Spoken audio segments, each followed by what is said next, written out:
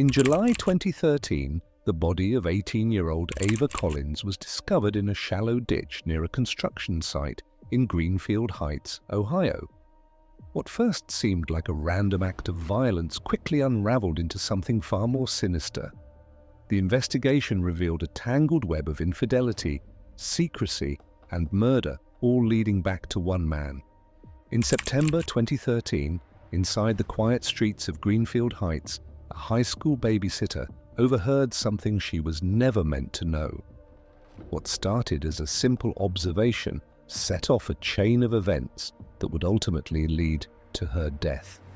On the morning of July 6, 2013, the stillness of Greenfield Heights was broken when a jogger stumbled upon something that did not belong in the quiet suburban landscape. At first, it looked like a discarded pile of clothes near the edge of an unfinished road, surrounded by loose gravel and dirt. But as the jogger stepped closer, the unmistakable sight of a pale hand, half buried in the construction debris, sent a jolt of fear through their body. Within minutes, police were on the scene. The sun had barely risen, casting long shadows over the unfinished pavement where the body of Ava Collins lay, twisted unnaturally. The first responders immediately noticed the signs of a brutal struggle. Her skull was fractured, a deep wound running along the side of her forehead, dried blood crusted over the torn skin. Her fingernails were packed with dirt and blood, clear evidence that she had fought for her life. Bruises ran along her arms and neck, suggesting a desperate attempt to resist the attack that ended her life. By 6:45 a.m., Detective Ryan Carter, a seasoned investigator known for solving some of Ohio's most unsettling cases, arrived at the scene. He had seen many homicides in his career, but something about this one felt different. There was an unnatural carelessness in the way Ava's body had been discarded, as if whoever had done this wanted her found, but not too soon. The placement, just off the main jogging path but not completely hidden, hinted at a message, a warning, or perhaps a desperate attempt to erase a crime that could not be erased. The last known sighting of Ava Collins had been the night before. She had left the Jefferson residence sometime after 10:30 p.m. When she didn't return home, her mother, Diane Collins, grew worried. Ava was responsible, never one to disappear without saying a word. When 11 p.m. passed with no sign of her, Diane's unease turned to panic. At 11:32 p.m. she called the police. Her voice was shaking, officers later recalled. She already knew something was wrong. Investigators started with the people closest to Ava, retracing her final hours. The Jeffersons, where Ava had been babysitting that night, seemed shaken by the news. Mark Jefferson spoke first, explaining that Olivia had driven Ava home after her shift, or so she had said. But something in Olivia Jefferson's demeanor was off. Her hands were unsteady, her gaze avoiding direct contact. Then came the neighborhood security footage. The grainy black and white images revealed a chilling contradiction. Ava never left in Olivia's car. Instead, a dark-colored sedan had been parked near the Jeffersons' home at the exact time she was supposed to have left. The car was unfamiliar to everyone on the block. As the days stretched into weeks, the case took a darker turn. By December 8, 2013, detectives had pieced together the truth. The car belonged to Richard Calloway, a 70-year-old real estate mogul and longtime neighbor of the Jeffersons. What at first seemed like an unfortunate tragedy was unraveling into something far worse, a murder that had been carefully planned. Behind Calloway's reputation as a generous businessman was a man with a dangerous secret. Phone records, witness statements, and private messages revealed the affair between him and Olivia Jefferson. Ava had seen something she was never meant to see, and for that she was silenced. For months, Ava Collins had gone about her babysitting routine at the Jefferson household without a second thought. Every Friday night she would arrive at 6 p.m., greet Lily and Jacob, and help them with their evening routine. By 8:30 p.m. the house was quiet, the children tucked into bed, their soft breathing filling the air. Then she would settle into the couch and wait for the Jeffersons to return, usually by 11 p.m. It was easy money, until she started noticing things she was never meant to see. On September the 15th, 2013, something shifted. As she rinsed the last of the dinner plates, she caught a movement outside the kitchen window. The side porch light of the Calloway residence flickered on, illuminating two figures standing in the dim glow. Olivia Jefferson was too close to Richard Calloway. The way her hands clenched, the way Calloway reached for her wrist, it was not the body language of an ordinary conversation. Ava's breath caught as she realized Olivia wasn't pulling away. Instead, she hesitated before leaning in, her expression softening. Ava turned away quickly, her heart pounding, convincing herself it was none of her business. Weeks passed, and the thought faded, until November 2nd, 2013. That night, as she walked past the slightly ajar master bedroom door, a voice stopped her, Olivia's voice. She was on the phone, speaking in hushed, urgent tones. Ava could only make out fragments of the conversation, but the weight of the words pressed down on her. Calloway's name. The mention of Mark getting suspicious. And then, the sound of laughter, soft and knowing. The laugh of someone comfortable, someone intimate. Ava felt the cold realization settle in. Olivia Jefferson was having an affair, and not just any affair. She was entangled with a man who had been in the neighborhood for decades. A man old enough to be her father, a man whose money and influence stretched far beyond their quiet street. Still, Ava said nothing. It wasn't her place. But on December 1st, 2013, that silence was shattered.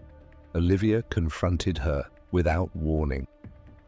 The moment Ava finished tidying up the living room, Olivia was there, blocking her way, her expression tight.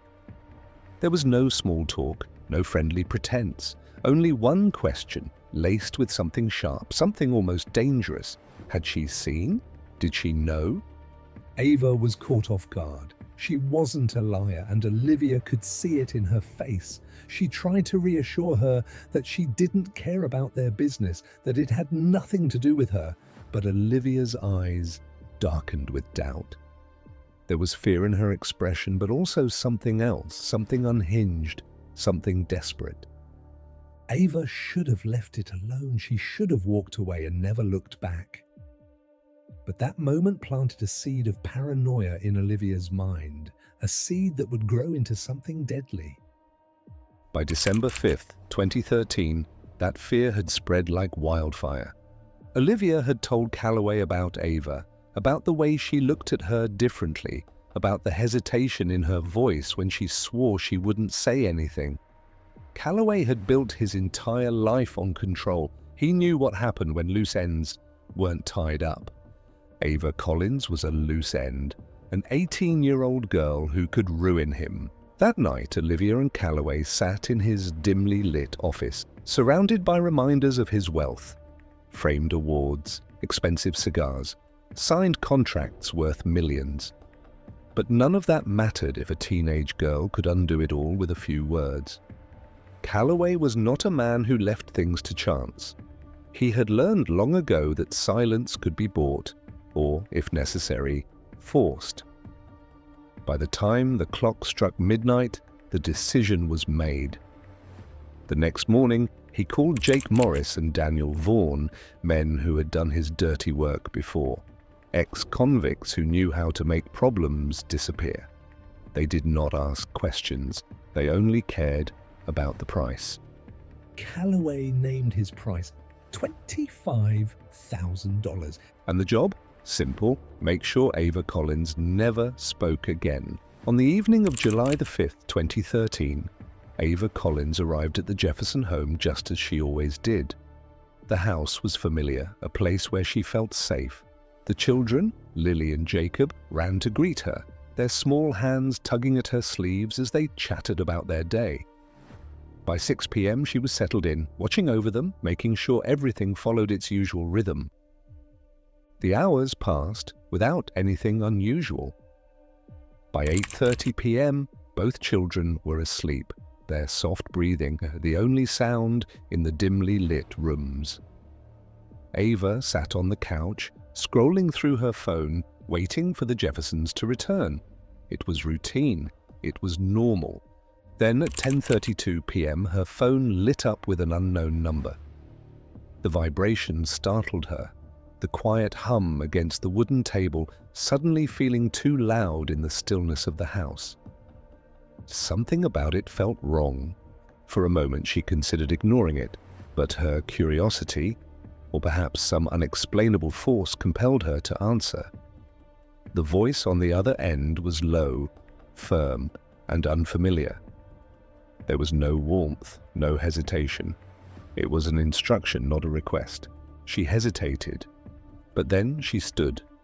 At 10:38 p.m. she walked to the front door. The house behind her was dark, the glow of the streetlights casting long shadows on the driveway. She stepped outside, the air warm and heavy with the scent of freshly cut grass. The street was quiet, too quiet. At 10:40 p.m. a muffled scream pierced the night. It was faint, swallowed by the summer air, but enough to stir movement behind closed doors. A few neighbors, still awake, paused mid-conversation. Someone sitting on their porch turned toward the sound, eyes narrowing into the darkness, but no one acted, no one knew what they were hearing. At 10:42 p.m. the first sound of something breaking echoed down the street. A sharp crack, a thud against pavement. At 10:45 p.m. the headlights of a dark sedan flickered on. The engine roared to life. Tires screeched against asphalt. The car sped off, vanishing into the night. By the time silence returned, the street looked the same as it always had. The same quiet homes, the same peaceful driveways, the same suburban calm. But something was missing. At 6:45 a.m. the next morning, a jogger taking their usual route near an abandoned construction site noticed something that didn't belong. At first, it looked like a bundle of discarded clothes, half buried in loose gravel. Then they saw the hand, pale, motionless, fingers curled slightly as if in a final act of defense. Ava's body was twisted unnaturally, her face unrecognizable from bruises, her skull fractured from repeated blows. The dust and dirt clung to her skin. Blood had seeped into the ground beneath her, drying under the morning sun. It wasn't a simple crime, it wasn't random, and it was a message. From the moment Detective Ryan Carter stepped onto the crime scene on the morning of July 6, 2013, something in his gut told him that this wasn't random. Ava Collins wasn't the victim of a robbery gone wrong or a reckless act of violence. This was deliberate. A girl like Ava didn't just disappear. She wasn't someone who got involved with dangerous people. She was a high school senior, an ordinary teenager, working extra hours so she could afford college. But now, she was gone, and someone had wanted her gone badly enough to make sure she never spoke again.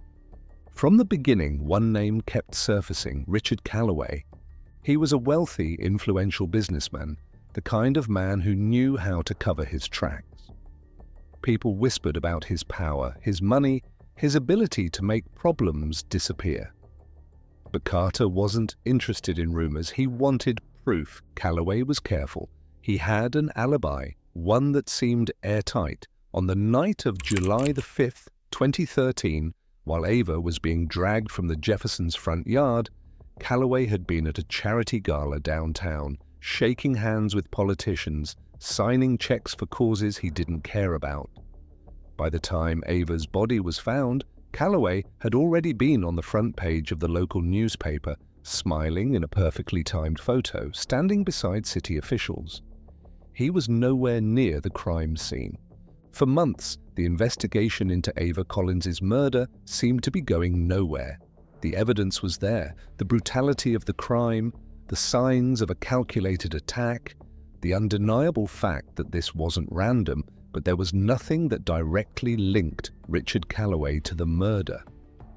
He had built a life carefully controlling the world around him, and even now, with detectives circling him, he seemed untouchable.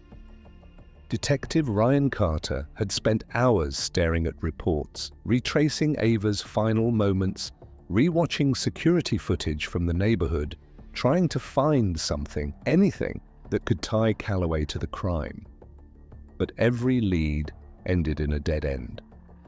Then came December 8th, 2013. That day changed everything. It started with Ava's phone records. Carter's team had gone through them dozens of times, searching for anything unusual. There were calls from her mother, messages from friends, reminders about babysitting shifts, all normal, all expected. But then there was one number that didn't fit. It was a burner phone. It had only made a handful of calls, all between July 3rd and July 5th, 2013. Then, just hours after Ava's body was found on July 6th, it had been deactivated. That was the first red flag. The number was traced to a small electronics store on the outskirts of town, a place where people paid in cash to avoid paper trails. When Carter pulled the security footage from June 29th, 2013, he saw a man walk into the store, his face partially hidden by a baseball cap and oversized sunglasses. The clerk behind the counter barely looked up, uninterested in who he was or why he wanted a disposable phone. At first, the footage seemed useless. The man had kept his head down, paid in cash, and left without saying much. But detectives weren't just looking at him. They were looking at his car. As he walked into the parking lot, the store's exterior camera caught a glimpse of his vehicle, a dark-colored sedan. The plate number wasn't clear, but it was enough. They ran it through traffic cameras, business security footage, neighborhood surveillance, until they found what they were looking for. The plates were registered to Richard Calloway's company. It was the first real connection between Calloway and the crime, but it wasn't enough to arrest him. They needed more. The next step was tracking the burner phone's calls. There were only 3 outgoing calls, each one lasting just a few minutes. But all 3 were linked to Jake Morris and Daniel Vaughn, 2 men with long criminal records, histories of violence, and a reputation for doing dirty work. Detectives dug deeper. Between July 2nd and July 5th, 2013, security cameras from gas stations, street intersections, and businesses caught multiple sightings of a black sedan parked near Greenfield Heights.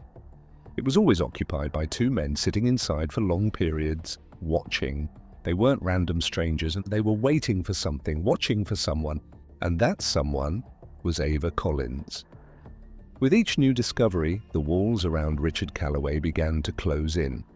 His carefully built alibi, the charity gala, the polished image, the staged photographs shaking hands with officials, was unraveling. He had planned everything down to the smallest detail. He had paid the right people, made sure his hands were clean, covered every step, so that no evidence led back to him. But he had missed one thing. Ava had fought back, and in doing so, she had left behind the one thing that would expose them all. And soon they would find it. By February 20th, 2014, the pieces had finally come together. There was only one thing left: DNA. When Ava's body was found, her fingernails had been filled with blood. It was clear that she had fought back. The lab results confirmed it. The DNA belonged to Daniel Vaughn. With the weight of undeniable evidence, Vaughn finally broke down. He confessed. He admitted to everything. The call to lure Ava outside, the struggle, the fear in her eyes as she realized what was happening. He named names, gave details, confirmed the orders. It had been Richard Calloway's plan all along. Within hours of Vaughn's confession, Calloway was arrested. For decades he had controlled everything around him: his businesses, his wealth, his secrets. He thought he could bury the truth. But Ava Collins hadn't gone down without a fight, and because of that, justice was finally coming for him. On July 28, 2014, the courtroom was silent as the judge delivered the final verdict. The air inside was thick with tension, with the weight of justice and grief pressing down on everyone present. The trial had lasted months, filled with painful testimonies, forensic evidence, and the horrifying details of what had happened to Ava Collins on the night of July 5th, 2013. Richard Calloway sat stone-faced, his expression unreadable, as the words echoed through the room. Life without parole. He would never walk free again. The man who once held power over everyone around him, who controlled lives with money and fear, had finally lost control. Ava's mother, Diane Collins, sat in the front row. She had not cried in public since the day they buried her daughter, but when the sentence was read, she felt something inside her release. Not joy, not relief, but something closer to acceptance. She had lost her only child, and nothing in the world could bring Ava back. But at least now, the man who had orchestrated her murder would spend the rest of his life in a cell, forgotten by the world he once owned. But not everyone walked out of the courthouse in handcuffs. Olivia Jefferson, once the perfect wife, had lost everything. Mark Jefferson had sat silent throughout the trial, his face growing paler with each revelation. The affair had been enough to destroy their marriage, but learning that Olivia had stood by and allowed an innocent girl to die had shattered something in him beyond repair. The divorce papers were filed 3 days after the trial ended. Mark moved out of their home that same week, taking only his essentials and leaving behind a life that no longer belonged to him. He refused to speak Olivia's name again, as if erasing her from his memory would erase the disgust, the betrayal, the shame. The house that once held dinner parties, laughter, and a carefully maintained image of suburban bliss became empty, cold, abandoned. By the end of 2014, Olivia was a ghost of who she had once been. Friends turned their backs, whispers followed her wherever she went. Nobody wanted to be associated with the woman who had stood by while a girl was murdered to protect her dirty secret. Jake Morris and Daniel Vaughan received their sentences shortly after. 40 years. They barely reacted when they were led away in cuffs, their faces already hardened by the life they had chosen. In the end, they were nothing more than expendable men doing someone else's dirty work. No one would remember them, no one would care. But Ava Collins would not be forgotten. By March 2015, Diane Collins had turned her grief into action. The Ava Collins Foundation opened its doors for the first time, dedicated to helping at-risk young women, giving them protection, support, and the voice Ava never got to have. Donations poured in, people from all over the country moved by Ava's story. The foundation quickly became a safe haven, offering counseling, legal assistance, and mentorship.